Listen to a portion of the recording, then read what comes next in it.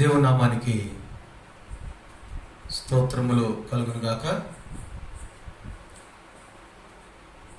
క్రీస్తునందు ప్రియమైన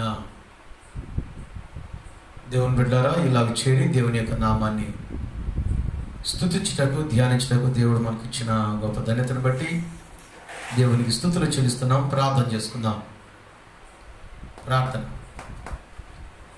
ప్రార్థన చేసుకుందాం. స్తుతికి కారణభూతుడైన మా దేవ, ప్రేమ నమ్మకం కలిగిన మా తండ్రి, మీకు వందనాలు చెల్లిస్తున్నా. ఇలాగన ప్రభు చేరి మీ నామాన్ని స్తుతించుటకు, ధ్యానించుటకునైనా మీరు మాకు ఇచ్చిన గొప్ప ధన్యతను బట్టి, భాగ్యాన్ని బట్టి మీకు వందనాలు. ఈ కార్యక్రమాన్ని నాయన వీక్షిస్తున్న ప్రతి బిడ్డను బట్టి ప్రభు మీకు వందనాలు చెల్లిస్తున్నాం. ఆశీర్వాదకరంగా, మేలుకరంగానైనా ఈ కార్యక్రమాల ప్రభు మీరు మాకు ఇచ్చినందుకు మీకు వందనాలు చెల్లిస్తూ, మా ప్రభు అయిన యేసుక్రీస్తు నామమున అడిగి వేడుకుంటున్నాం మా తండ్రి, ఆమేన్. కీర్తన పాడుకుందాం. దేవుని యొక్క కృపను బట్టి మనం ఈ రాత్రి కాల్సంలో చేరి దేవుని యొక్క నామాన్ని స్తుతించేటువంటి భాగ్యాన్ని దేవుడు మనకు ఇచ్చాడు. దేవుని యొక్క కృపను మనం తలంచుకుంటూ, నీ కృప నాకు చాలని కీర్తన.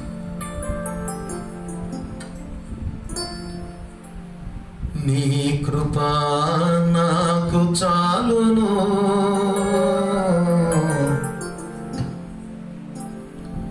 నీ కృప లేనిది నీ బ్రతుకలేను,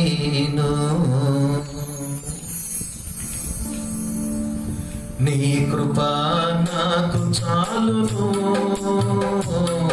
నీ కృప లేనిది నీ బ్రతుకలేను, నీ కృప లేనిది నీ బ్రతుకలేను, నీ కృప నాకు చాలును, నీ కృప లేనిది నీ బ్రతుకలేను, నీ కృప లేనిది నీ బ్రతుకలేను.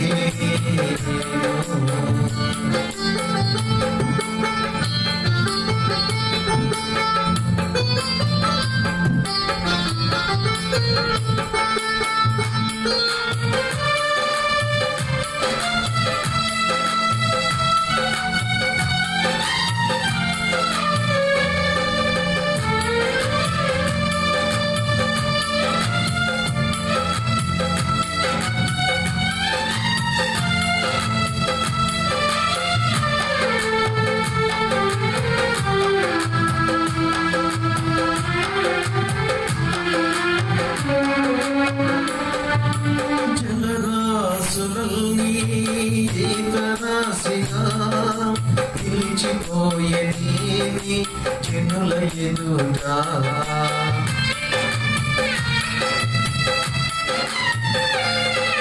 జలరాశులల్ని ఏకరాశిగా నిలిచిపోయేది జనుల ఎదుట, అవి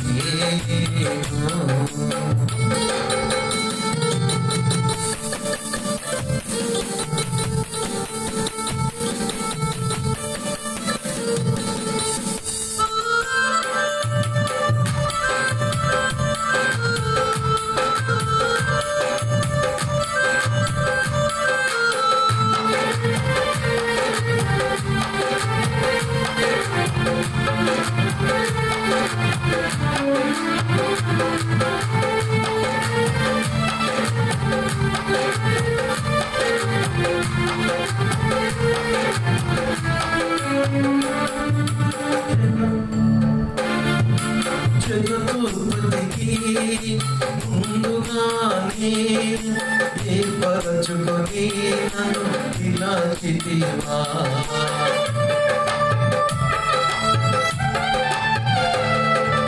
జగతుపతికి ముందుగానే ఏర్పరచుకొని నన్ను పిలచితివా. ఈ పిలుపే స్థిరపరచెనే, ఈ కృపయే బలపరచెనే. ఈ పిలుపే స్థిరపరచెనే, ఈ కృపయే బలపరచెనే. ఈ కృపయే ఈ పరిచర్యను నా కానుగా పిలిచెను. ఈ కృపయే ఈ పరిచర్యను నా కానుగా పిలిచెను. ఈ కృప నాకు చాలును, ఈ కృప లేనిదే బ్రతుకలేను.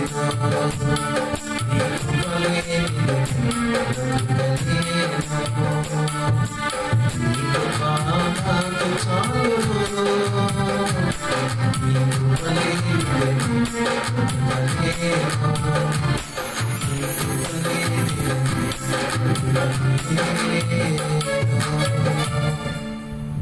దేవుని నామానికి స్తోత్రం కలుగును. ప్రార్థన చేసుకుందాం, వర్తమానాన్ని ప్రారంభించుకుందాం. స్తుతికి కారణభూతుగా మీకు వందనాలు. ప్రేమ నమ్మకం కలిగిన మా తండ్రి మీకు వందనాలు. ఇలాగ ప్రభువా నేను రాత్రి కాల్సంలో చేరి మీ నామాన్ని నేను స్తుతించుటకు ధ్యానించుటకు ప్రభువా మీరు మాకు ఇచ్చిన గొప్ప ధన్యతను బట్టి భాగ్యాన్ని బట్టి ప్రభు మీకు వందనాలు చెల్లిస్తున్నాం. ఎలాగున్న తండ్రి నేను ఈ రాత్రి కాల్సంలో ఈ యొక్క వాక్య భాగాన్ని వింటున్నటువంటి నీ బిడ్డలను బట్టి మీకు వందనాలు. వినగలిగిన చెవిని, గ్రహించగలిగిన మనసును ప్రభువా అయ్యా నీ బిడ్డలకు మీరు దయచేయమని మా ప్రభు అయిన యేసుక్రీస్తు నామమున అడిగి వేడుకుంటున్నాం మా తండ్రి, ఆమేన్.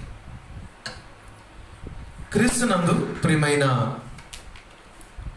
దేవుని బిడ్డారా, ఇలాగ నీ రాత్రి కాల్సంలో మనం కొన్ని ప్రాముఖ్యమైన సత్యాలు మనం వినబోతున్నాం. అంత్యకాలంలో మనమున్నాం, కడవరి కాలంలో మనమున్నాం. దేవుని యొక్క వాక్యాన్ని మనం వింటున్నాం ఈ రాత్రి కాల్సంలో. అంత్యకాలంలో మనం నేర్చుకోవలసినటువంటి కొన్ని గుణపాఠాలు కొన్ని ఉన్నాయి. చరిత్రను చూసి కొన్ని నేర్చుకోవలసినటువంటి ఆవశ్యకరమైన సందర్భాలు దేవుడు మనకు కొన్ని ఇచ్చాడు. వాటినే బైబిల్ గ్రంథంలో ఏమని పిలిచారంటే దృష్టాంతములు అని పిలిచారు. దేవుడు నూతన నిబంధన కాలంలో, పాత నిబంధన కాలంలో జరిగినటువంటి దృష్టాంతాలను దేవుడు జ్ఞాపకం చేయడానికి గల కారణం ఏంటో ఈ రాత్రి కాలంలో మనము కొన్ని ప్రాముఖ్యమైనటువంటి దృష్టాంతాలు మనం ధ్యానం చేస్తున్నాం. పాత నిబంధన కాలంలో జరిగినటువంటి దేవుడు మర్చిపోయినటువంటి దృష్టాంతాలు మనం చూస్తాం ఈ రాత్రి కాలంలో. ఆ దృష్టాంతాలను చూచి విశ్వాస జీవితాన్ని కలిగినటువంటి నీవు నేను కూడా కొన్ని గుణపాఠములు ఈ యొక్క అంత్యకాలంలో, కడవరి కాలంలో మనము నేర్చుకోవలసిన ఆవశ్యకత ఉంది అనేటువంటి సత్యాన్ని మనం తెలుసుకోవాలి. ఆ దృష్టాంతాలు మనం తెలుసుకొని ఆ దృష్టాంతంలో అలాగ జరిగిందిలే అని చెప్పుకోవడం కాదు, కానీ ఆ యొక్క దృష్టాంతం చూసి మనం ఏం నేర్చుకున్నాం, ఏనాడైనా ఆలోచించినటువంటి విశ్వాస జీవితాన్ని మనం కలిగి ఉన్నామా? క్రీస్తునందు ప్రియమైనటువంటి దేవుని బిడ్డలారా, ఆలోచించేద్దాం ఈ రాత్రి కాలశంలో. మీకు 3 దృష్టాంతాలు మనం ఈ రాత్రి కాలశంలో ధ్యానం చేయబోతున్నాం. ఒక్కొక్క దృష్టాంతం నుంచి ఒక్కొక్క గుణపాఠాన్ని ఇలాగని రాత్రి కాలశంలో మనము అంత్యకాలంలో, కడవరి కాలంలో, కృపాకాలంలో ఉన్నటువంటి మన జీవితాలను మనం సరిదిద్దుకోవడానికి పరిశుద్ధాత్మ దేవుడి రాత్రి కాలశంలో మనతో మాట్లాడుతున్నాడు అనేటువంటి ప్రాముఖ్యమైన విషయాన్ని మనం గమనించాలి రాత్రి కాలశంలో.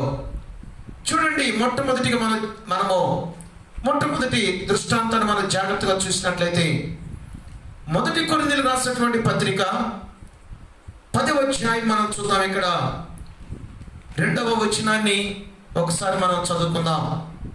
1 కొరింథీయులకు రాసినటువంటి పత్రిక 10వ అధ్యాయము 2వ వచనాన్ని మనము జాగ్రత్తగా చదువుకుందాం. అపోస్తలుడైన పౌలు గారు కొరింథీ అనేటువంటి సంఘానికి ఆయన ఉత్తరం రాస్తూ పరిశుద్ధాత్మ యొక్క ప్రేరణతో మానవ లోకానికి, మానవ జీవితానికి జ్ఞానం కలగాలని బైబిల్ గ్రంథంలో దేవుడు దృష్టాంతాలను పొందుపరిచినట్లుగా బైబిల్ గ్రంథంలో ఈ యొక్క రాత్రి కాల్సిన మనం చూడబోతున్నాం. కాబట్టి చూడండి, ఈ యొక్క 11వ వచనం మీకు ఒక మాటను మనం చదివి ముందుకెళ్ళిపోదాం. 1 కొరింథీయులకు రాసినటువంటి పత్రిక 10వ అధ్యాయము 11వ వచనాన్ని మనం చూస్తే, ఈ సంగతులు దృష్టాంతములుగా వారికి సంభవించి యుగాంతమందున మనకు బుద్ధి కలుగుటకై రాయబడెను. క్రీస్తునందు ప్రియమైనటువంటి దేవుని బిడ్డలారా, దృష్టాంతములను దేవుడు ఎందుకు ఇచ్చాడు? దృష్టాంతములను దేవుడు ఎందుకు జ్ఞాపకం చేస్తున్నాడు? దృష్టాంతములను కొరింథీ సంఘానికి జ్ఞాపకం చేస్తూ పరిశుద్ధాత్మ దేవుడు ఈ దినాన్ని మనకు జ్ఞాపకం చేయడానికి గల కారణం ఏంటంటే, అంటున్నాడు ఇక్కడ, యుగాంతమందున్న మనకు బుద్ధి కలుగుటకై. ఈ యొక్క యుగం పోయి మరి యొక్క యుగములోనికి మనం ప్రవేశించేటువంటి వారిగా ఉంటున్నాం. ఆ యుగము నీకు ఆశీర్వాదకరంగా ఉండాలంటే, రాబోయేటువంటి యుగం నీకు దీవెనకరంగా ఉండాలంటే, రాబోయేటువంటి యుగంలో నీవు ఒక అద్భుతమైనటువంటి మంచి జీవితాన్ని నువ్వు జీవించాలంటే, ఈ దృష్టాంతములను విని బుద్ధి కలిగి, జ్ఞానము కలిగి, దేవుని యందు భయభక్తులు కలిగి మనం జీవించవలసిన ఆవశ్యకత ఉందనేటువంటి సత్యం మనం గ్రహించాలి.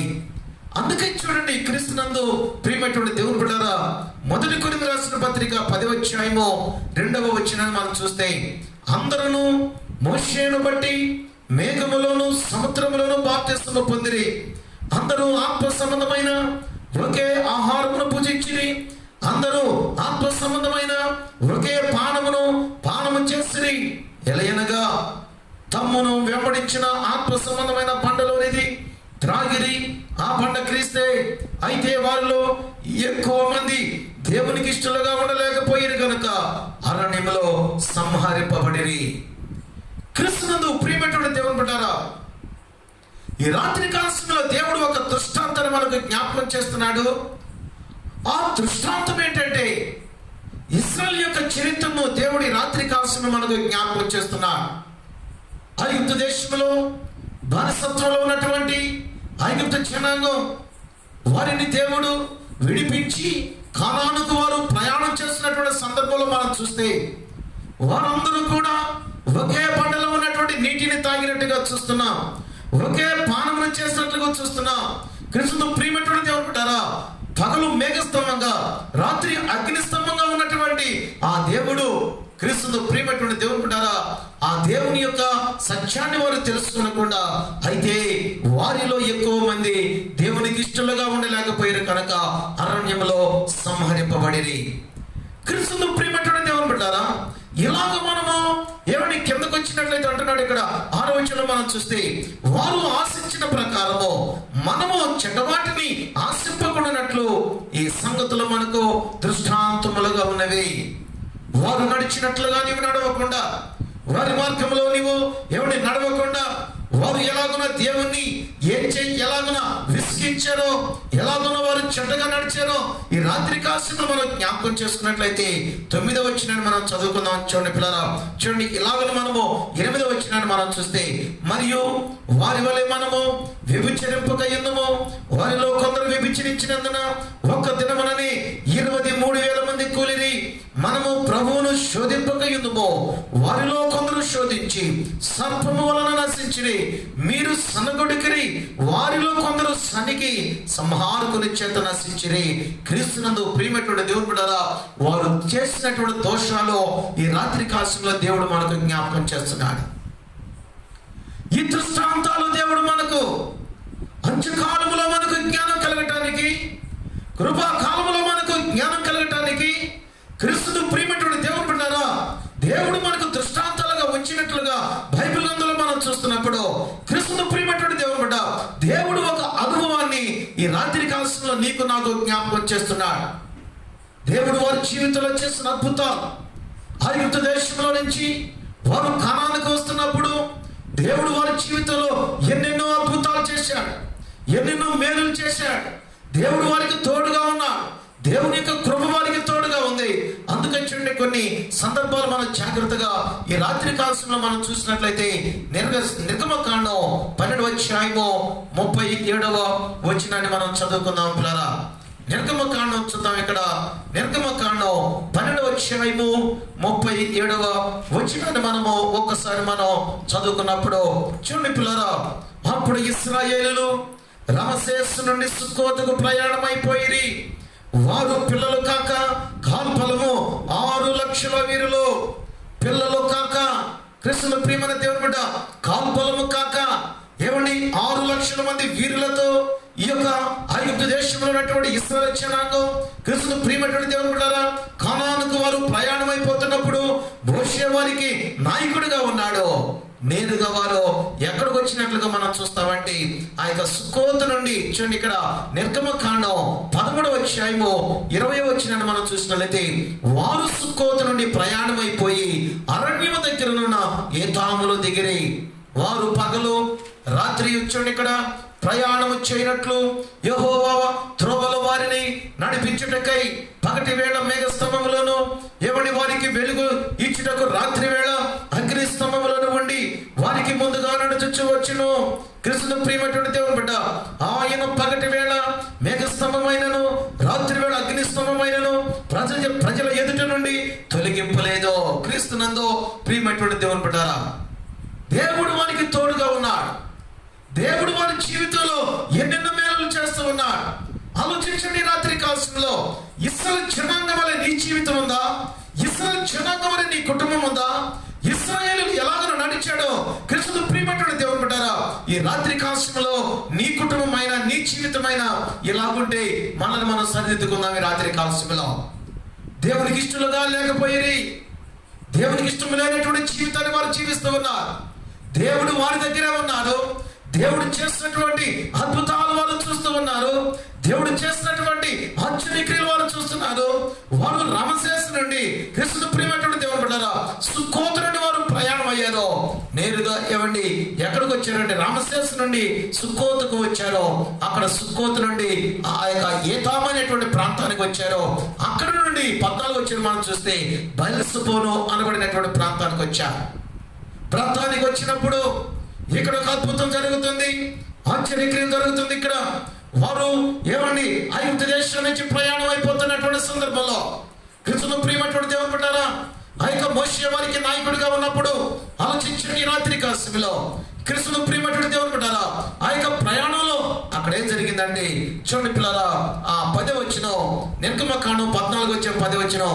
ఫరో సమీపించుచుండగా ఇశ్రాయేలులు కనులెత్తి ఐగుప్తులు తమ వెనుక వచ్చుట చూచి మిక్కిలి భయపడి యెహోవాకు మొరపెట్టిరి. అంతటా వారు మోషేతో, ఐగుప్తులో సమాధులు లేవని అరణ్యములో చచ్చుటకు మమ్మను రప్పించితివా?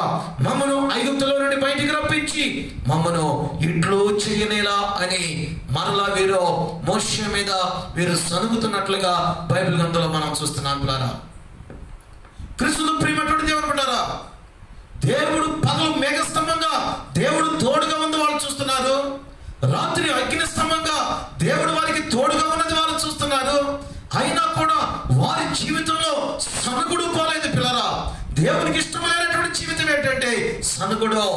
ఈ రాత్రి కాలంలో ఈ యొక్క దృష్టాంతాన్ని చూసి మనం నేర్చుకోవాల్సినటువంటి సత్యం ఏంటంటే వారి జీవితంలో వారు తృప్తి లేనటువంటి జీవితం, సనుగుకునేటువంటి జీవితం, దేవుని యొక్క అద్భుతాలు, దేవుని యొక్క కాపుదల, దేవుని యొక్క కృప, దేవుడు ఇచ్చినటువంటి ఆ యొక్క ఆశీర్వాదాన్ని వారు అనుభవిస్తూ కూడా వారి జీవితంలో ఏం చూస్తామంటే మనము సనుగుడు చూస్తున్నాం పిల్లరా.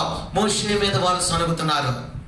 పగలేమో ఎదురేమో ఎర్ర సముద్రం కనబడుతుంది, వెనకేమో ఫరో సైన్యం కనబడుతున్నప్పుడు మోషే మీద సనుగుతున్నప్పుడు మోషే దేవునికి ప్రార్థన చేసినప్పుడు కృష్ణుడు ప్రియమైనటువంటి దేవుని బిడ్డలారా ఆ యొక్క మోషే చేతిలో ఉన్నటువంటి ఆ కరుణ సముద్రం వైపు దేవుడు చూపించమని చెప్పినప్పుడు ఆ యొక్క సముద్రము 2 పాయలుగా చీలిపోయినట్లుగా బైబిల్ గ్రంథంలో మనం చూస్తాం.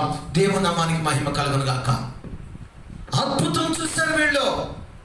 దేవుడు ఎర్ర సముద్రాన్ని 2 పాయలుగా చేయడానికి గల కారణం ఏంటంటే ఇశ్రాయేలు జనాంగం కోసం పిల్లరా. దేవుడు ఏమండి ఈ యొక్క అద్భుతాన్ని జరిగించాడంటే ఆయన కోసం కాదు, ఏమండి వేరెవరి కోసం చేయలేదు, కానీ ఈ యొక్క ఇశ్రాయేలు జనాంగం కోసం దేవుడు 2 సముద్రాలు 2 పాయలుగా చేశాడు. ఈ మేలు కూడా వారు మరిచిపోయినటువంటి జీవితాన్ని మనం చూస్తాం పిల్లరా. వారు ఒక అనుభవంలోనికి వెళ్ళిపోయారు. ఆ అనుభవాన్ని రాత్రి కాలంలో మీకు జ్ఞాపకం చేస్తాను. ఈ దృష్టాంతం ఒక గుణపాఠాన్ని మనకు తెలుపుతుంది రాత్రి కాలంలో. ఈ దృష్టాంతం మన జీవితంలో ఒక గుణపాఠాన్ని తెలుపుతుంది అనేటువంటి సత్యాన్ని మనం గమనించాలి. ఇక్కడ దేవుడు వారికి చేసినటువంటి యొక్క మేలును బట్టి వారు నేరుగా ఎక్కడికి వచ్చినట్లుగా మనం చూస్తామండి. చూడండి, ఇక్కడ నిర్గమకాండం 15వ అధ్యాయము 22వ వచనం మనం చూసినప్పుడు పిల్లరా, మోషే ఎర్ర సముద్రము నుండి జనులను సాగ చేయగా వారు సూరు అరణ్యములోనికి వెళ్ళి దానిలో 3 దినములు నడిచిరి. అచ్చట వారికి నీళ్లు దొరకలేదు. అంతలో మారాకు చేరిరి. మారా నీళ్లు చేదైనవి గనుక, చూడండి ఇక్కడ, వారా నీళ్లు తాగలేకపోయిరి. అందువల్ల దానికి మారా అను పేరు కలిగిన. ప్రజలు మేమేమి త్రాగుదమని మోషే మీద సనుగుకొనగా మరలా వారి జీవితంలో సనుగుడు ప్రారంభమైంది. వారి జీవితంలో క్రీస్తును ప్రియమైనటువంటి దేవుని బిడ్డలారా, విశ్వాస జీవితానికి రాత్రి కాలంలో అంత్యకాలంలో ఉన్నటువంటి నీవు, అంత్య దినములలో ఉన్నటువంటి నీవు క్రీస్తును ప్రియమైనటువంటి దేవుని బిడ్డలారా, సనుగుడు నీ జీవితంలోనేమో, దేవుని బిడ్డల మీద సనుగుతున్నావేమో, దేవుని మీద నువ్వు సనుగుతున్నావేమో. ఈ రాత్రి కాలంలో మనం ఏం చేద్దామంటే ఈ యొక్క ప్రాముఖ్యమైనటువంటి సత్యాన్ని మనం నేర్చుకుందాం పిల్లరా. అంత్యకాలంలో దృష్టాంతముల నుంచి మనము నేర్చుకోవలసినటువంటి సత్యాలు ఏంటంటే ఈ యొక్క ఇశ్రాయేలు జనాంగం యొక్క దృష్టాంతం నుంచి మనం నేర్చుకునేటువంటి సత్యం ఏంటంటే సనుగుడు మానుకోవాలి. మనము దేవునికి ఇష్టం లేనటువంటి జీవితం, దేవునికి ఇష్టం లేనటువంటి కార్యం, దేవునికి ఇష్టం లేనటువంటి మనస్తత్వం, దేవునికి ఇష్టం లేనటువంటి ఆత్మీయ జీవితం ఏంటంటే పిల్లరా, సనుగుడు మన జీవితంలో ఉండకూడదు. క్రీస్తును ప్రియమైనటువంటి దేవుని బిడ్డలారా, మారాకు వచ్చారు. మారా నీళ్లు చేదుగా ఉన్నప్పుడు వారు మరలా మోషేతో జరుగుతున్నప్పుడు మోషే దేవునికి ప్రార్థించినప్పుడు 25వ వచనంలో అతడు యెహోవాకు మొరపెట్టెను. అంతటా యెహోవా అతనికి ఒక చెట్టును చూపెను. అది ఆ నీళ్లలో వేసిన తర్వాత నీళ్లు మధురములైనను. అక్కడ ఆయన వారికి కట్టడను విధిని నిర్ణయించి ఆయన వారిని పరీక్షించినట్లుగా బైబిల్ అందులో మనం చూస్తున్నాం. ఇశ్రాయేలు జనాంగం కోసం మరలా చేసినటువంటి కార్యం ఏంటంటే మరా నీటిని దేవుడు మధురంగా మార్చినట్లుగా మనం చూస్తాం. ఇలాగన క్రీస్తును ప్రియమైనటువంటి దేవుని బిడ్డ వారి యొక్క ప్రయాణం ఆ యొక్క అరణ్యం నుంచి ఆ మారా నుంచి వారు ఎక్కడికి వచ్చారంటే 16వ వచనంలో మనం చూస్తే మొట్టమొదటి వచనంలో మనం చూస్తే ఎలీమునకును సీనాయినికి మధ్యనున్న సీరు అరణ్యమునకు వచ్చింది. అక్కడికి వచ్చి 2వ వచనం చూడండి, 16వ వచనం 2వ వచనం, ఆ అరణ్యములో ఇశ్రాయేలు సమాజమంతయు మోషే అహరోనుల మీద మరలా సనగటం ప్రారంభించారు. ఎంత దైన్యమైనటువంటి జీవితం! ఇలాంటి జీవితాన్ని ఇలాంటి పరిస్థితులను కలిగి ఉన్నామేమో. క్రీస్తును ప్రియమైనటువంటి దేవుని బిడ్డలారా, ఆలోచించేద్దాం ఈ రాత్రి కాలశమిలో. సనుగుడుతో కూడిన విశ్వాస జీవితం, తృప్తి లేనటువంటి విశ్వాస జీవితం, దేవుని యొక్క అద్భుతాలు ఒకవైపు చూస్తూ, దేవుడు చేసిన ఆశ్చర్యక్రియలు ఒకవైపు చూస్తూ, దేవుని పట్ల విశ్వాసం లేకుండా సందర్భాన్ని బట్టి మన యొక్క మాటలు మారుతూ, మన ప్రవర్తన మారుతూ, మన జీవితం మారుతూ, దేవుడు ఒప్పుకున్నటువంటి విషయం ఏంటంటే సందర్భాన్ని బట్టి నీ మాటలు మారకూడదు. క్రీస్తును ప్రియమైనటువంటి దేవుని బిడ్డ, క్రైస్తవ జీవితం అంటే ఎలా ఉండాలంటే ఎప్పుడు కూడా ఎక్కడ ఉన్నా కూడా ఒకే జీవితాన్ని మనం కలిగి ఉండాలి. కానీ వీరు మారాకు వచ్చినప్పుడు ఒక జీవితం, సీను అరణ్యానికి వచ్చినప్పుడు ఒక జీవితం, ఎర్ర సముద్రం దాటిన తర్వాత ఒక జీవితం.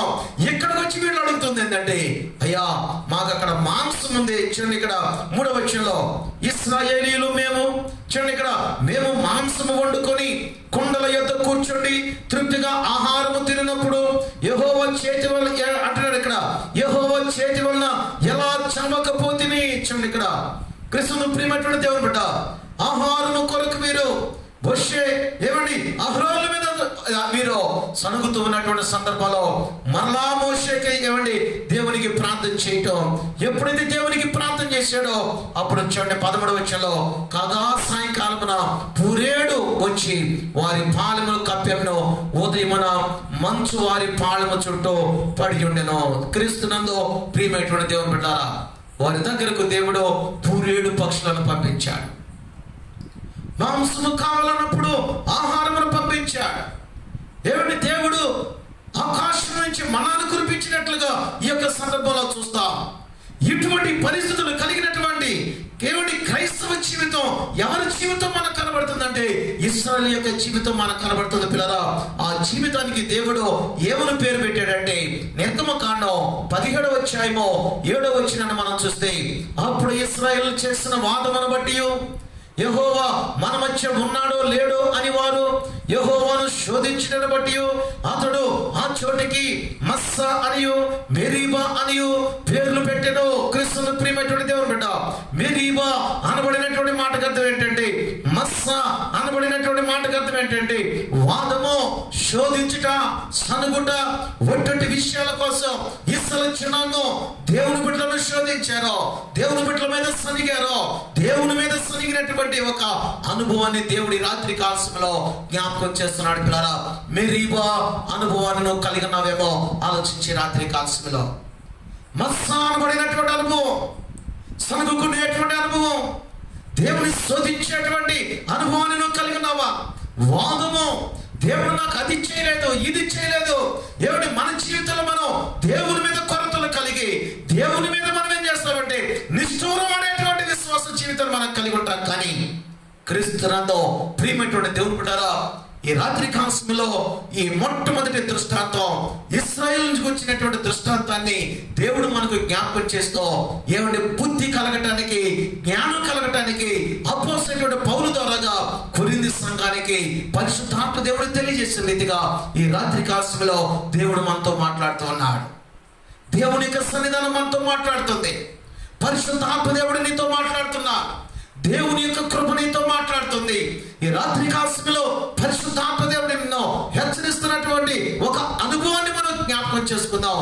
అదేంటంటే మస్సా లేనట్లయితే మెరీబా అనబడినటువంటి అనుభవాలను కలిగొట్టి ఈ కడవరి కాలంలో, అంత్యకాలంలో మనం జ్ఞానం తెచ్చుకోవాల్సింది, అంత్యకాలంలో మనం బుద్ధి తెచ్చుకోవాల్సింది, అంత్యకాలంలో మనం జాగ్రత్తగా ఉండవలసినటువంటి ఆవశ్యకరమైనటువంటి స్థితి ఏంటంటే ఈ మెరీబా అనబడినటువంటి అనుభవం. ఏమండి, నాకు అది లేదులే ఇది లేదులే అని సనుగుకునేటువంటి, వాదము పెట్టుకునేటువంటి, శోధించబడేటువంటి, కుటుంబంలో కూడా ఒకరి మీద ఒకరు సనుగుకుంటూ, ఒకరి మీద ఒకరు శోధించుకుంటూ, ఒకరి మీద ఒకరు వాదం పెట్టుకుంటూ, క్షమాపణ లేనటువంటి జీవితం, ప్రేమ లేనటువంటి జీవితం, కొరతలు కలిగినటువంటి, కొరవలు కలిగినటువంటి ఆత్మీయ జీవితాలను కలిగి ఉండి ఈ యొక్క దృష్టాంతాన్ని చూసి మనం దినాన జ్ఞాపకం తెచ్చుకోవాలి. మనము జ్ఞానం తెచ్చుకునేటువంటి జీవితాన్ని దేవుడు మనకు జ్ఞాపకం చేస్తూ పరిశుద్ధాత్మ దేవుడు మాట్లాడుతున్నాడు. ఈ యొక్క ఇశ్రాయేలు యొక్క దృష్టాంతాన్ని చూసి ఇటువంటి గుణపాఠాన్ని మనము ఈ అంత్యకాలంలో మనం నేర్చుకోవలసిన ఆవశ్యకత ఉంది. పిల్లరా, రెండవ విషయాన్ని మీకు జ్ఞాపకం చేస్తాను చూడండి. రెండవ దృష్టాంతాన్ని మనం చూసే ముందు ఒక్క మాట మీకు రెఫరెన్స్ చూపిస్తాను చూడండి. చివరిగా చూడండి, దృష్టాంతం ముగించిపోయేటువంటి ముందుగా ఏప్రిల్ రాసేటువంటి పత్రిక 3వ అధ్యాయము 12వ వచనాన్ని ఒకసారి మనం చదువుకుందాం. పిల్లరా, ఏప్రిల్ రాసేటువంటి పత్రిక 3వ అధ్యాయము 12వ వచనం చదవండి. ఏప్రిల్ రాసినటువంటి పత్రిక 3వ అధ్యాయము 12వ వచనం చూస్తే, సహోదరులారా, జీవము గల దేవుని విడిచిపోవునట్టి విశ్వాసము లేని దుష్ట హృదయము మీలో ఎవరి యందైనను ఒకవేళ ఉండనేమని జాగ్రత్తగా చూసుకొనుడి. క్రీస్తునందు ప్రియమైనటువంటి దేవుని బిడ్డలారా, ఈ రాత్రి కాలశంలో మనము నేర్చుకోవలసినటువంటి సత్యం ఏంటంటే విశ్వాసము లేనటువంటి దుష్ట హృదయం. అంత్యకాలంలో మనకు కావలసినటువంటి ఆవశ్యకరమైనటువంటి లక్షణం ఏంటంటే, అంత్యకాలంలో మనం నేర్చుకోవాల్సినటువంటి సత్యం ఏంటంటే విశ్వాసం లేనటువంటి దుష్ట హృదయాన్ని మనం కలిగి ఉన్నామేమో ఒక్కసారి మనల్ని మనం పరీక్షించుకునేటువంటి ఆవశ్యకరమైనటువంటి జీవితాన్ని కలిగి ఉండాలి. జీవము గల దేవుని విడిచిపోవునట్టి విశ్వాసము లేనటువంటి దుష్ట హృదయమో నీలో ఉన్నదేమో చూసుకో. క్రీస్తునందు ప్రియమైనటువంటి దేవుని బిడ్డలారా, ఇశ్రాయేలు జనాంగమును చూసి, ఆ దృష్టాంతమును చూసి మనం నేర్చుకునేటువంటి సత్యాన్ని పరిశుద్ధాత్మ దేవుడి రాత్రి కాలశంలో మనకు జ్ఞాపకం చేస్తున్నాడు. మొట్టమొదటి దృష్టాంతాన్ని మనం చూసాం పిల్లరా. రెండవదిగా మనం జాగ్రత్తగా గమనించినట్లయితే 2వ పేతురు రాసినటువంటి పత్రికను మనం చూద్దాం. 2వ పేతురు రాసినటువంటి పత్రిక 2వ అధ్యాయము 5వ వచనాన్ని ఒకసారి మనం చదువుకుందాం ఈ రాత్రి కాలశంలో. 2వ పేతురు రాసినటువంటి పత్రిక 2వ అధ్యాయము 5వ వచనాన్ని మనం చూద్దాం. మరియు ఆయన పూర్వకాలమందున్న లోకమును విడిచిపెట్టక భక్తిహీనుల సమూహము మీదకి జల ప్రళయమును రప్పించినప్పుడు నీతిని ప్రకటించిన నోవాహును మరి 7 కాపాడబడిన క్రీస్తునందు ప్రియమైనటువంటి దేవుని బిడ్డలారా, ఆలోచించండి. రాత్రి కాలశంలో దేవుడు అంటున్నాడు ఇక్కడ, ఆయన పూర్వకాలమందు. 2వ దృష్టాంతాన్ని దేవుడు జ్ఞాపకం చేస్తున్నాడు. 2వ దృష్టాంతం ఏంటంటే, క్రీస్తును ప్రియమైనటువంటి దేవుని బిడ్డలారా, దేవుడి నోవాహు యొక్క జల ప్రళయాన్ని, ఆ సందర్భాన్ని దేవుడు మనకు జ్ఞాపకం చేయడానికి గల కారణం ఏంటంటే, ఆ కాలంలో ఉన్నటువంటి ప్రజలు, ఆ కాలంలో ఉన్నటువంటి ఆ యొక్క జనాంగం, ఆ కాలంలో ఉన్నటువంటి పరిస్థితులను బట్టి క్రీస్తును ప్రియమైనటువంటి దేవుని బిడ్డలారా అంటున్నాడు ఇక్కడ, భక్తిహీనుల సమూహం మీదకి అంటున్నాడండి. భక్తిహీనుల సమూహం మీదకి ఏం తీసుకొచ్చాడంటే జల ప్రళయాన్ని తీసుకొచ్చాడు. అందుకే క్రీస్తును ప్రియమైనటువంటి దేవుని బిడ్డ మత్తయి సువార్తలో ఒక ప్రాముఖ్యమైనటువంటి సందర్భాన్ని మనం చూస్తాం. చూడండి, మత్తయి సువార్త 24వ అధ్యాయము 37వ వచనాన్ని మనము ఒక్కసారి మనం చదువుకున్నాం పిల్లరా. మత్తయి సువార్త 24వ అధ్యాయము 37వ వచనాన్ని మనం చదువుకున్నప్పుడు ప్రభువైనటువంటి యేసుక్రీస్తు అంచె దినములను కూర్చున్నటువంటి ఆ మాటలు చెప్తూ చూడండి. ఇక్కడ 24వ అధ్యాయం 3వ వచనం మనం చూస్తే, ఆయన ఒలీవ కొండ మీద కూర్చుని ఉన్నప్పుడు శిష్యులు ఆయన వద్దకు ఏకాంతముగా వచ్చి, అవి ఎప్పుడు జరుగును, నీ రాకడను ఈ యుగ సమాప్తికి సూచనలేవి మాతో చెప్పమనగా యేసు వారితో ఇట్లా, నేను ఎవడను మిమ్మల్ని మోసపరచకుండా చూచుకొనుడి. క్రీస్తునందు ప్రియమైనటువంటి దేవుని బిడ్డలారా, ఎవరు కూడా మిమ్మల్ని మోసపరచకుండా చూచుకొనుడి. తప్పుడు బోధలు, పాపాన్ని ఖండించేటువంటి బోధలు లేక, ఏమండి మోసపరిచేటువంటి బోధలు లోకములో ప్రవేశించి, ఇలాంటి బోధల నుంచి క్రీస్తును ప్రియమైనటువంటి దేవుని బిడ్డ పాపాన్ని ఖండించి నిన్ను నీ యొక్క ఆత్మను శుద్ధి చేసేటువంటి క్రైస్తవ జీవితం అనగా ఆ యొక్క బోధల వైపు, వాక్యం వైపు నువ్వు తిరగాలని అంత్యకాలంలో దేవుడు నీకు జ్ఞాపకం చేస్తున్నాడు. మోసపోకుడి అనేది అర్థం ఏంటంటే, బయట వారు కాదు, క్రైస్తవులే మోసపోయేటువంటి స్థితిలో ఉన్నారు పిల్లరా. ఏ బోధ కరెక్టో తెలియక, ఏ వాక్యం కరెక్టో తెలియక, ఏ సిద్ధాంతం కరెక్టో తెలియక, ఏ వాదం కరెక్టో తెలియక, ఎవరికి వారే మాకు ఏమండి కరెక్ట్ అనుకొని, ఏమండి ఈ యొక్క విశ్వాసమును, మన యొక్క ఆత్మీయ జీవితాన్ని ఏమండి మోసగించుకునేటువంటి పరిస్థితుల మధ్య ఉన్నప్పుడు క్రీస్తును ప్రియమైనటువంటి దేవుని బిడ్డలారా, ఇలాగా రాకడ సూచనలు చెప్తూ అంటున్నాడు 37వ వచనంలో, నోవాహు దినములు ఎలాగుండనో మనుష్య కుమారుని రాకడయునో అలాగనే ఉండునని చెప్పాను. నోవాహు దినమనగా అంటున్నాడు ఇక్కడ, నోవాహు దినములు ఎలాగున్నాయి, నోవాహు దినములు ఎలాగున్నాయని 38వ వచనం చూస్తే, జల ప్రళయమునకు ముందటి దినములలో నోవాహు ఓడలోనికి వెళ్ళిన దినము వరకు వారు తినుచు త్రాగుచు పెళ్లి చేసుకొనొచ్చు పెళ్లికిచ్చుచు నుండి జల ప్రళయము వచ్చి అందరినీ కొట్టుకొని పోవు వరకు ఎరుగకయుండుడి. క్రీస్తునందు ప్రియమైనటువంటి దేవుని బిడ్డలారా, కొట్టుకొని పోవు వరకు వారికి తెలియదు. వారి జీవితం ఎలాగుందంటే భయంకరమైనటువంటి పరిస్థితుల మధ్య ఉంది. నోవాహు ఆ యొక్క ఓడను తయారు చేస్తుంటాడు. అయ్యా ఏమండి ఈ యొక్క వస్తూ పోతూ నోవాహు వారు అడుగుతున్నప్పుడు, ఎందుకు నోవాహు ఈ యొక్క ఓడను తయారు చేస్తున్నావంటే, ఈ యొక్క నోవాహు సువార్తను ప్రకటిస్తూ ఉన్నాడు. ఏమనంటే తెలుసా, ఏమండి రాబోయేటువంటి కాలంలో ఒక జల ప్రళయం రాబోతుంది, దేవుడు నాకు చెప్పాడు, ఈ యొక్క ఓడలోనికి చేరినటువంటి వారు నశించరు అని చెప్తే అనేక మంది క్రియలు చేశారు, నమ్ముకున్నారు, ఇది నిజమేనా అనుకున్నారు. కానీ ఆనాటి కాలంలో ఉన్నటువంటి మనుషులు తినచ్చు, త్రాగొచ్చు, పెళ్లికిచ్చు, పెళ్లి చేసుకునొచ్చు, జల ప్రళయం వచ్చేంత వరకు కూడా వారికి తెలియలేదు. క్రీస్తును ప్రియమైనటువంటి దేవుని బిడ్డలారా, జల ప్రళయం ప్రారంభమైనప్పుడు నోవాహు అందరిని పిలిచాడు, రండి, ఏమండి వర్షం ప్రారంభమైంది, ఏమండి ఒక్కొక్క పేరు పెట్టి ఒక్కొక్కరు తలుపు తట్టి ఏమండి పిలుస్తూ ఉంటే వారు అనుకున్నారు వర్షం తగ్గిపోయిన తర్వాత వద్దాంలే అనుకున్నారు. కానీ వర్షం పెరుగుతూ ఉంది, నోవాహు పిలుస్తూ ఉన్నాడు, వచ్చినాయి, ఏ యొక్క జీవచరాశులు వచ్చినాయి, సమస్తం వచ్చినాయి. కానీ దేవుడు అన్నాడు, నోవహును వెళ్ళిపో, నేను తలుపేస్తానన్నాడు. దేవుడు తాళం వేశాడు. ఈ యొక్క ఏమండి జలం ప్రళయం పెరిగిన తర్వాత, నీటి ప్రవాహం పెరిగిన తర్వాత, ప్రమాదం పెరిగిన తర్వాత అప్పుడు వచ్చి తలుపు తడుతూ ఉండి అప్పుడు అంటున్నాడు నోవహు, ఇక నా చేతులు లేదు. అలాగుంటుందేమో నీ జీవితం. బైబిల్ గ్రంథం సెలవిచ్చిన రీతిగా దినములు చెడ్డవి కనుక సమయమును పోనీక సద్వినియోగం చేసుకునొచ్చు.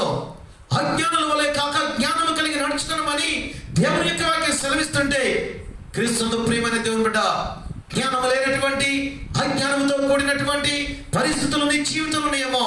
అందుకే చూడండి, నోవహు కాలంలో ఉన్నటువంటి మనుషులు ఎలా ఉన్నారో బైబిల్ గ్రంథంలో మనం చూస్తే, ఆదికాండం చూద్దాం. ఇక్కడ 6వ అధ్యాయము 5వ వచనాన్ని మనం చూస్తే ఒక ప్రాముఖ్యమైన సత్యాన్ని మనం చూడగలం పిల్లరా. ఆనాటి కాలంలో ఉన్న మనుషులు, ఆనాటి కాలంలో ఉన్న మనుషుల తత్వం, ఆనాటి కాలంలో ఉన్న మనుషుల జీవితం ఎలాగుందో నేటి కాలంలో ఉన్నటువంటి మనుషుల జీవితం కూడా ఇలాగనే కనబడుతుంది. 6వ అధ్యాయము 5వ వచనాన్ని మనం చూస్తే, నరుల చెడుతనము భూమి మీద గొప్పదనియు, వారి హృదయం యొక్క తలపులలోని ఊహాంతయు ఎల్లప్పుడూ కేవలం చెడ్డదనియు యెహోవా చూచి తాను భూమి మీద నరులను చేసినందుకు యెహోవా సంతాపము నుండి తన హృదయంలో నొచ్చుకొనెను. క్రీస్తుతో ప్రియమైనటువంటి దేవుని బిడ్డలారా, మానవ జీవితాన్ని కలిగిన మనుషులను దేవుడు చూసి వారి హృదయాన్ని అంటున్నాడు ఇక్కడ, ఏమండి నరుల చెడుతనము భూమి మీద గొప్పదనియో, వారి హృదయం యొక్క తలంపులో ఊహ అంతయో చెడ్డదనియో ఎవరు చూశారంటే దేవుడు చూశాడు పిల్లరా. మొట్టమొదటిగా దేవుడు ఆనాటి కాలంలో ఏం చూశాడంటే హృదయాన్ని చూశాడో, హృదయ తలంపులు చూశాడో, ఆ ఊహలు చూశాడో దేవునికి తెలియదు అనుకోకూడదు మనం. అందుకే బైబిల్ గ్రంథంలో కీర్తనాకారుడు అంటాడు, అయ్యా నా తలంపు పుట్టక మునిపి నా తలంపు పెట్టనైనా నీవు ఎరిగినటువంటి దేవుడవు. నా తలంపు పుట్టక మునిపే, అయ్యా నా తలంపు పుట్టక మునిపే. చూడండి ఆ మాట, కృష్ణ ప్రియమైనటువంటి దేవుడు పెట్టారా. ఆ మాటను చూసినప్పుడు కీర్తన గ్రంథం 139వ అధ్యాయము ఒక్కసారి మనం బైబిల్ గ్రంథంలో చూసినప్పుడు ప్రాముఖ్యమైన సత్యం చూస్తున్నాం. ఇక్కడ అంటాడు కీర్తనాకారుడు, యెహోవా నీవు నన్ను పరిశోధించి తెలుసుకొని ఉన్నావు. ఎలాగ పరిశోధించే దేవుడు, ఎలాగ మానవ జీవితాన్ని పరిశోధిస్తాడంటే అంటున్నాడు ఇక్కడ, నేను కూర్చున్నట నేను లేచుట నీకు తెలియను, నా తలంపు పుట్టక మునిపే నీవు నా మనసు గ్రహించి ఉన్నావు అంటున్నాడు. ఇక్కడ నా నడకను నా పడకను నీవు పరిశీలించి ఉన్నావు అంటున్నాడు. ఇక్కడ నా చర్యలన్నిటినీ నీవు బాగుగా తెలుసుకొని ఉన్నావు. క్రీస్తునందు ప్రియమైనటువంటి దేవుని బిడ్డలారా, దేవుడు ఎవరనగా ఆయన ఉన్నవాడనేటువంటి సత్యం తెలుస్తుంది. భూత వర్తమాన భవిష్యత్ కాలంలో సర్వాధికారమును కలిగినటువంటి ఆ దేవుడు, క్రీస్తు ప్రియమైనటువంటి దేవుని బిడ్డలారా, సమస్తాన్ని ఆయన పరిశీలించేటువంటి దేవుడు. పాత నిబంధన కాలంలో ఆయన మనుషులను సృజించి, ఆయన మనుషులను సృజించినందుకు ఆయన సంతాపము నొందినట్లుగా మనం చూస్తాం. అదృశ్య దేవుడు ఆవేదన చెందుతున్నాడు ఈ సందర్భంలో. మానవ జీవితాన్ని కలిగిన నిన్ను కూడా, నీ యొక్క హృదయ తలంపులు చూసి, నీ యొక్క హృదయాన్ని చూసి, నీ యొక్క జీవితాన్ని చూసి దేవుడు కూడా ఈ రాత్రి కాలంలో సంతాపం నందేటువంటి స్థితిలో నీవు ఉన్నావేమో. క్రీస్తునందు ప్రియమైన దేవుని బిడ్డ, ఆలోచించి రాత్రి కాలంలో 2వ దృష్టాంతం నోవహు జలప్రళయాన్ని జ్ఞాపకం చేస్తూ ఉన్నాడు. ఆ జలప్రళయంలో మనం నేర్చుకోవలసినటువంటి కొన్ని నీతి కలిగినటువంటి విషయాలు దేవుడు జ్ఞాపకం చేస్తున్నాడు. నోవహు స్వార్థం ప్రకటించినా కూడా, అయ్యా రాకూడదన్నా కూడా, అయ్యా ఈ యొక్క జలప్రళయం నైనా అందరికీ వస్తుంది అని చెప్పినా కూడా వారు ఆ మాట వెళ్ళలేదు. నీవు కూడా ఇలాగున్నావేమో, ఇలాంటి స్థితిలో ఉన్నావేమో. ఈ దృష్టాంతాన్ని చూసి నిర్లక్ష్యము కలిగిన ఆత్మీయ జీవితం, నిర్లక్ష్యం కలిగినటువంటి విశ్వాస జీవితం ఈనాటి కాలంలో మనుషులు ఇలా ఉన్నారో, ఇంకా కొంచెం కిందకు వస్తే ఎంత భయంకరంగా ఉన్నారంటే 6వ అధ్యాయము ఆదికాండం చూద్దాం. ఇక్కడ 11వ వచనాన్ని మనం చదువుకుందాం పిల్లరా. 11వ వచనం చూడండి, అంటున్నాడు ఇక్కడ, ఏమండి నోవహు వంశ చూడండి 11వ వచనం, భూలోకము దేవుని సన్నిధిని చెడిపోయి ఉండెను. ఎంత ఘోరమైనటువంటి విషయం. నోవహు కాలంలో భూలోకము ఎక్కడ చెడిపోయింది? దేవుని యొక్క సన్నిధానంలో అంటున్నాడు ఇక్కడ, భూలోకము దేవుని సన్నిధిని చెడిపోయి ఉండెను, భూలోకము బలాత్కారముతో నిండి ఉండెను. దేవుడు భూలోకమును చూచినప్పుడు అది చెడిపోయి ఉండెను, భూమి మీద సమస్త శరీరంలో తమ మార్గమును చెడిపి వేసుకుని ఉండేది. వారి మార్గాన్ని వాళ్ళే చెడిపి వేసుకున్నారు. నేటి కాలంలో ఇలాంటి మనస్తత్వాన్ని కలిగి ఉన్నారు మనుషులు. ఒకరు చెప్పేది నేను వినేదేంటిలే, బైబిల్ గ్రంథం చెప్తే నేను వినేదేంటిలే, దేవుని వాక్యం చెప్తున్నా మనస్సు మారక, బైబిల్ గ్రంథం ఘోషిస్తున్నా నీ హృదయం మారక, దేవుని ముందు ఒక ఆపదుందని, ఇంకొక యుగం రాబోతుందని, అంచె కాలంలో నీవు ఉన్నావని, కడవరి కాలంలో నీవు ఉన్నావు, కృపా కాలంలో నీవు ఉన్నావు. యేసయ్య ఈ లోకానికి త్వరగా రాబోతున్నాడు అంటున్నాడు. ఇక్కడ యేసయ్య చెప్తున్నాడు, క్రీస్తునందు ప్రియమైన దేవుని బిడ్డ, నోవహు కాలంలో మనుషులు ఎలాగున్నారో నా రాకడ కాలంలో కూడా అలాగును ఉంటారని నోవహు జలప్రళయ సందర్భాన్ని దేవుడు జ్ఞాపకం చేస్తున్నాడు. ఈ కాలము కూడా ఇలాగనే కనబడుతుంది. ఇలాంటి ఈ యొక్క కాలము కూడా ఇలాంటి జీవితాలే కనబడుతున్నాయి. దేవుని సన్నిధిలో చెడిపోయినటువంటి వారు, వేషధారణ కలిగినటువంటి వారు, ఎవరి వేషధారణ కలిగిన భక్తులు బయలుదేరారో, నమ్మకార్థ క్రైస్తవులు బయలుదేరారో, క్రీస్తు ప్రియమైనటువంటి దేవుని బిడ్డ, బైబిల్ పట్టుకొని మందిరానికి వచ్చేటువంటి వారు ఉన్నారు. కానీ బైబిల్కు తగిన జీవితం లేక తమ మార్గాలు వాడు చెడిపి వేసుకుంటూ బలత్కారంతో నిండినటువంటి జీవితాలు కలిగినటువంటి వారు ఉన్నారేమో ఆలోచించండి. రాత్రి కాల సభలో ఇలాంటి వ్యక్తిత్వం కలిగి ఇలాంటి జీవితాలు కలిగినటువంటి వారిని దేవుడు చూశాడు అంటున్నాడు. 13వ వచనం చూడండి. ఆది కాండము 6వ అధ్యాయము 13వ వచనాన్ని మనము ఒక్కసారి మనం గ్రహించే మనము చూసినట్లయితే అంటున్నాడు ఇక్కడ, దేవుడు నోవహుతో సమస్త శరీరుల మూలముగా భూమి బలత్కారముతో నిండి ఉన్నది కనుక నా సన్నిధిని వారి అంతము వచ్చి ఉన్నది, ఇదిగో వారిని భూమితో కూడా నాశనము చేయుదును అని భక్తుడైనటువంటి నోవహుతో మాట్లాడుతూ ఉన్నాడు. ఎంత గొప్ప విషయం! దేవుడు భూలోకానంతా చూశాడు, కానీ దేవుడు భూలోకాన్ని మొత్తాన్ని చూశాడు. అందుకే అంటున్నాడు ఇక్కడ 7వ అధ్యాయం మొట్టమొదటి వచనం చూడండి. యెహోవా ఈ తరము వారిలో నీవే నా ఎదుట నీతిమంతుడవై ఉండుట చూచితిని. క్రీస్తునందు ప్రియమైన దేవుని బిడ్డ, తరానికి ఒక్కడు కనబడ్డాడు, జగానికి ఒక్కడు కనబడ్డాడు. దేవుడు అంటున్నాడు, ఈ తరములో నాకు నీతిమంతుడిగా ఎవరు కనిపించలేదో, నోవహు ఈ తరము వారిలో నీవే నా ఎదుట నీతిమంతుడిగా కనబడితివి. నీవు నీ కుటుంబంలో నీ తరానికి నీతిమంతురాలుగా ఉన్నావా? ఆలోచించండి. రాత్రి కాల్సిలా నీతి తప్పిన జీవితాలు కలిగి ఉన్నామా? క్రీస్తును ప్రియమైనటువంటి దేవుని బిడ్డలారా, హెచ్చరిస్తూ ఉన్నాడు, నోవహు నీవే నా ఎదుట ఈ తరములో నీతిమంతుడిగా కనబడ్డావు కాబట్టి అంటున్నాడు ఇక్కడ, గనుక నీవును నీ ఇంటి వారిలో ఓడలోనికి ప్రవేశించండి అని చెప్పినప్పుడు నోవహు తన కుటుంబాన్ని రక్షించుకున్నట్లుగా బైబిల్ గ్రంథంలో మనం చూస్తూ ఉన్నాం. నోవహు వలె నీ కుటుంబాన్ని నీవు రక్షించుకునేటువంటి విశ్వాస జీవితాన్ని కలిగి ఉన్నావా? కడవరి కాలం దినాలు ఎంత ప్రమాదకరంగా ఉన్నాయో చూడండి. ఈ కరోనా అనబడినటువంటి యొక్క జబ్బు ఎంత కాలం పడుతుందో తెలియనటువంటి పరిస్థితుల మధ్య లోకం కొట్టుమిట్టాడుతూ భయంకరమైనటువంటి స్థితిగతుల మధ్య ఎప్పుడు ఈ యొక్క వైరస్ మానవ జీవితాన్ని కబళిస్తుందో తెలియనటువంటి జీవితాన్ని మనం కలిగినప్పుడు జాగ్రత్త కలిగి ఉన్నావా? ఆలోచించే ఈ రాత్రి కాలంలో క్రీస్తునందు ప్రియమైనటువంటి దేవుని బిడ్డ, నోవహు చూసినట్టున్నాడు, ఈ తరము వారిలో నీవే నా ఎదుట నీతిమంతుడిగా ఉన్నావు నోవహు అంటున్నాడు. అందుకే చూడండి నోవహు యొక్క లక్షణం చూడండి. ఆది కాండము 6వ అధ్యాయము 22వ వచనం మనం చూస్తే, నోవహు అట్లు చేసెను, దేవుడు అతనికి ఆజ్ఞాపించిన ప్రకారము యావత్తు చేసెను. అంటే అర్థం ఏంటి? నోవహు యొక్క జీవితంలో మరి ఒక లక్షణం ఏంటంటే ఆయన దేవుని సంపూర్ణ విధేయతను చూపించినటువంటి వాడు. దేవునికి సంపూర్ణ విధేయత చూపించాడు. ఈ దృష్టాంతాన్ని దేవుడు జ్ఞాపకం చేస్తున్నాడు. ఈ రాత్రి కాలంలో మనం నేర్చుకోవాలి గుణపాఠాన్ని. క్రీస్తునందు ప్రియమైనటువంటి దేవుని బిడ్డలారా, ఒక చరిత్ర ఈ రాత్రి కాలంలో నీకు గుణపాఠం చెప్తుంది. ఈ చరిత్ర ఈ రాత్రి కాలంలో బుద్ధి జ్ఞానం కలగడానికి పరిశుద్ధాత్మ దేవుడు మనతో మాట్లాడుతూ ఉన్నా. ఎందుకంటే నోవహును గురించి అంటాడు. ఇక 9వ వచనం చూడండి. నోవహు వంశావళి ఇదే, నోవహు నీతిపరుడను తన తరముల నిందరహితుడనై ఉండెను. నోవహు దేవునితో నడిచినటువంటి వాడు. క్రీస్తునందు ప్రియమైనటువంటి దేవుని బిడ్డలారా, ఎంత గొప్ప దృష్టాంతాన్ని దేవునికి జ్ఞాపకం చేస్తున్నాడు. నోవహు వంశావళి ఇదే. మీ వంశావళి ఎలా ఉండబోతుంది? నోవహు వంశావళి ఇదే.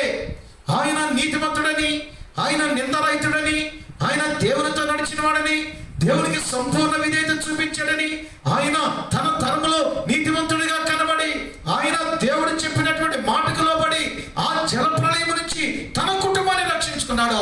అలాగున దేవుని రాకడలో నీ కుటుంబాన్ని కూడా నీవు రక్షించుకోవలసిన ఆవశ్యకత ఉంది. రాత్రి కాలశంలో క్రీస్తునందు ప్రియమైన దేవుని బిడ్డ, రాకడ ఎప్పుడు వస్తుందో తెలియదు. ఆలోచించండి. రాత్రి కాలశంలో ఆ రాకడ గుర్తులని చెప్తూ యేసయ్య అంటున్నాడు, నోవాహు దినములలో జరిగినట్లుగా నోవాహు జలప్రళయం ఎలాగొచ్చిందో, ఎవడి పెళ్లికిచ్చో పెళ్లి చేసుకొనొచ్చో తినొచ్చు త్రాగొచ్చు వారి సుఖాన్ని వారు కోరుకునేటువంటి దినాలు ఉన్నాయి చూడు. ఆ దినాలు వచ్చినాయి అంటే దాని అర్థం ఏంటంటే యేసయ్య రాకడ సమీపముగా ఉన్నది అని మీరు తెలుసుకోవాలని తన యొక్క శిష్యులతో యేసయ్య చెప్తూ ఉన్నాడు. ఈ రాత్రి కాలంలో పరిశుద్ధాత్మ దేవుడు నీతో నా ద్వారాగా చెప్తూ ఉన్నాడు. పిల్లరా, అర్థం చేసుకో. మొట్టమొదటి దృష్టాంతం ఇశ్రాయేలు యొక్క దృష్టాంతాన్ని చూస్తున్నాం. రెండవ దృష్టాంతం ఏంటంటే నోవాహు యొక్క జలప్రళయం యొక్క దృష్టాంతాన్ని చూసి మనము జ్ఞానం తెచ్చుకునేటువంటి స్థితిలో మనం ఉన్నామా ఆలోచించేద్దాం. దేవుని మూడవ చివరి దృష్టాంతాన్ని మనం చూస్తున్నాం. పిల్లరా, చూడండి, ఇక్కడ 2 పేతురు రాసినటువంటి పత్రిక 2వ అధ్యాయము 6వ వచనాన్ని ఒకసారి మనం చదువుకుందాం. పిల్లరా, 2 పేతురు రాసిన పత్రిక 2వ అధ్యాయము 6వ వచనం చూస్తే, మరియు ఆయన సొదొమ గొమొర్రాలను పట్టణములను భస్మము చేసి ముందుకు భక్తిహీనులకు వారికి వాటిని దృష్టాంతముగా ఉంచుటకై వాటికి నాశనము విధించినట్లుగా చూస్తున్నాం. ఏమండి, చూడండి, ఇక్కడ సొదొమ గొమొర్రా పట్టణం, 3వ దృష్టాంతం. సొదొమ గొమొర్రా పట్టణాన్ని దేవుడు ఎందుకు నాశనం చేయవలసి వచ్చింది? ఎలాగో నాశనం చేశాడంటే పట్టణములను అంటున్నాడు ఇక్కడ భస్మము చేశాడు. ఎలాగో భస్మం చేశాడంటే అగ్ని వర్షాన్ని కురిపించాడని మనకు తెలుసు.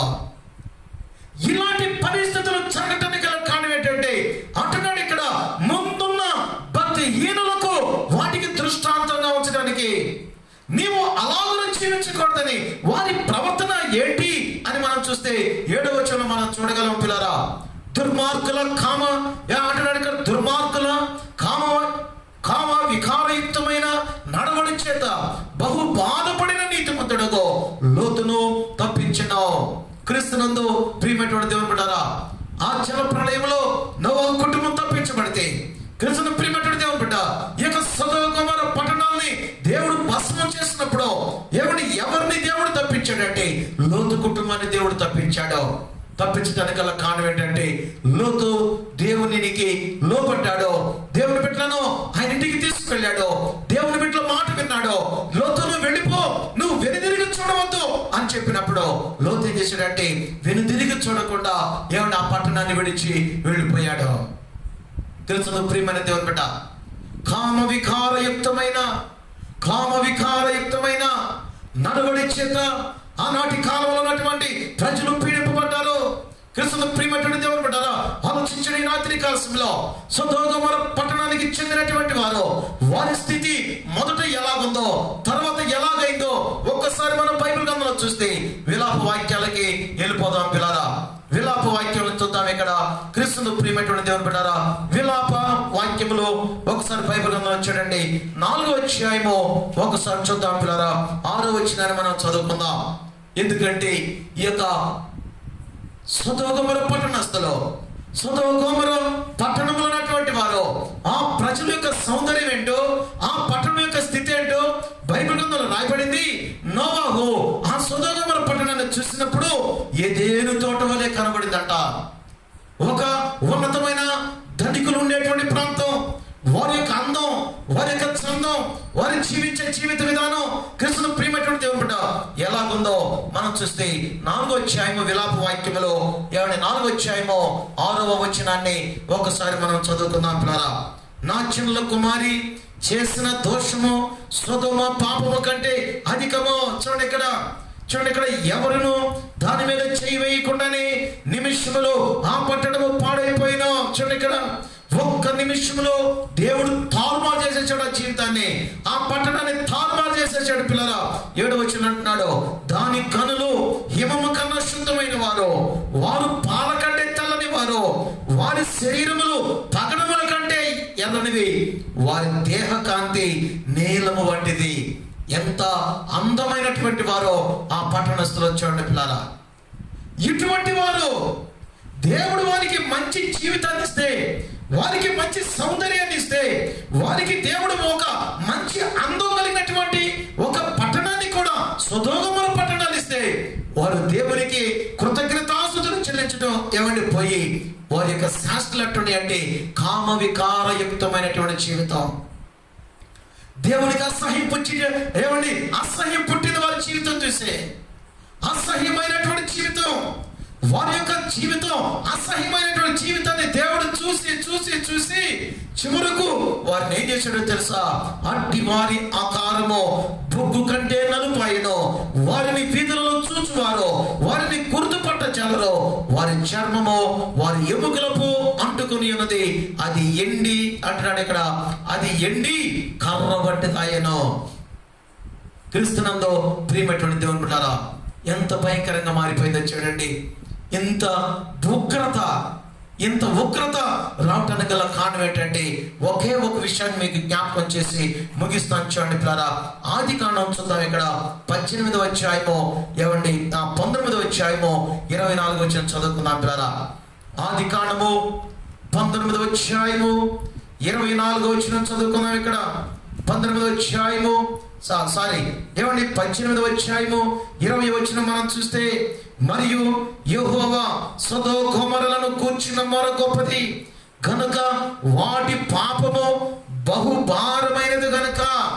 చూడండి, ఇక్కడ ఆది కాండము 18వ అధ్యాయము 20వ వచనాన్ని మనం చూసినప్పుడు అబ్రహాముతో దేవుడు మాట్లాడుతూ ఉన్నారు, దేవుడు దూతలు మాట్లాడుతున్నారు. అబ్రహాము, మేము ఒక పట్టణాన్ని నాశనం చేయడానికి వెళ్తున్నాం. తన బిడ్డ దగ్గరకు వచ్చారు, అబ్రహాం దగ్గరకు వచ్చాడు. అబ్రహాము ఇచ్చినటువంటి విందును స్వీకరించారు, అబ్రహామును ఆశీర్వదించారు, అబ్రహాం కుటుంబాన్ని దీవించి అబ్రహామును ఏమండి మరలా వారు అంటున్నాడు, అదిగో ఎదురుగా ఒక అందమైన పట్టణం కనబడుతుందో చూడు, ఆ పట్టణాన్ని నాశనం చేయడానికి వెళ్తున్నాం. ఆ పట్టణంలో ఉన్నటువంటి పాప భారం నాకు బరువు అయిపోయింది కనుక నేనే ఆ పట్టణాన్ని నాశనం చేయడానికి వచ్చాను. ఎంత దుర్భరమైన జీవితం! క్రీస్తు ప్రియమైనటువంటి దేవుని బిడ్డ, చేసిన పాపమే చేయటం, కామయుక్తమైనటువంటి జీవితం. ఏమండి, పాపం మానక, పాప జీవితం మానక, పాప తలంపులు మానక దేవునికి మనం చేసేటువంటి శాస్త్రాలు బరువైపోయినాయేమో ఆలోచించండి. రాత్రి కాలంలో క్రీస్తునందు ప్రియమైనటువంటి దేవుని బిడ్డలారా వెళ్ళి ఇచ్చండి. ఇక్కడ 19వ అధ్యాయము 23వ వచనం చూస్తే, లోతు సోయరుకు వచ్చినప్పుడు ఆ దేశమున సూర్యుడు ఉదయించెను. అప్పుడు యెహోవా సొదొమ మీదను గొమొర్రా మీదను యెహోవా యొద్ద నుండి గంధకమును అగ్నిని ఆకాశము నుండి కురిపించి ఆ పట్టణములను, ఆ మైదానం అంతటిని, ఆ పట్టణములలో నివసించు వారందరి నేల మొలకలు నాశనం చేసినట్లుగా బైబిల్ గ్రంథంలో మనం చూస్తూ ఉన్నాం. ఈ యొక్క ఉగ్రత ఎక్కడ నుండి వచ్చిందంటే యెహోవా యొద్ద నుండి గంధకమును, ఆకాశ అగ్నిని ఆకాశం నుంచి కురిపించాడు. దేవునికి అసాధ్యమైంది లేదో, దేవునికి సమస్తం సాధ్యమే. క్రీస్తును ప్రియమైనటువంటి దేవుని బిడ్డలారా, ఆలోచించండి. రాత్రి కాలంలో దేవుడు కొన్ని దృష్టాంతాలను దేవుడు జ్ఞాపకం చేశాడు.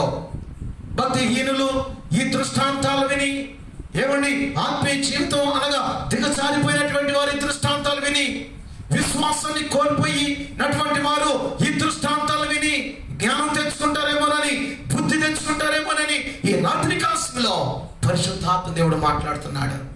క్రీస్తునందు ప్రియమైన దేవుని బిడ్డలారా, ఆలోచించండి, అర్థం చేసుకోండి. రాత్రి కాలంలో దేవుని ప్రేమ నీతో మాట్లాడుతుంది. 3 విషయాలు, 3 దృష్టాంతాలు దేవుడు జ్ఞాపకం చేశాడు. మొట్టమొదటిది ఏంటంటే ఇశ్రాయేలు యొక్క దృష్టాంతం, రెండవది ఏంటంటే నోవాహు యొక్క జలప్రళయం మరి యొక్క దృష్టాంతం, మూడవ దృష్టాంతం ఏంటంటే సొదొమ గొమొర్రాల గురించినటువంటి ఉగ్రత కలిగిన దృష్టాంతం.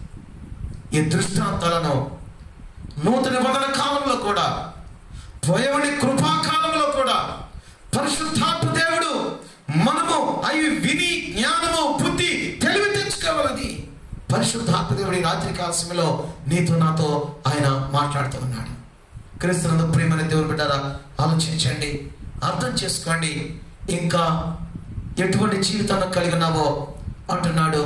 సొదొమ పట్టణస్థులకు తెలియదు ఉగ్రత వస్తుందని, జల ప్రళయం వస్తుందని. ఏమండి, ఆనాటి కాలంలో ఉన్నటువంటి ప్రజలకు తెలియలేదు.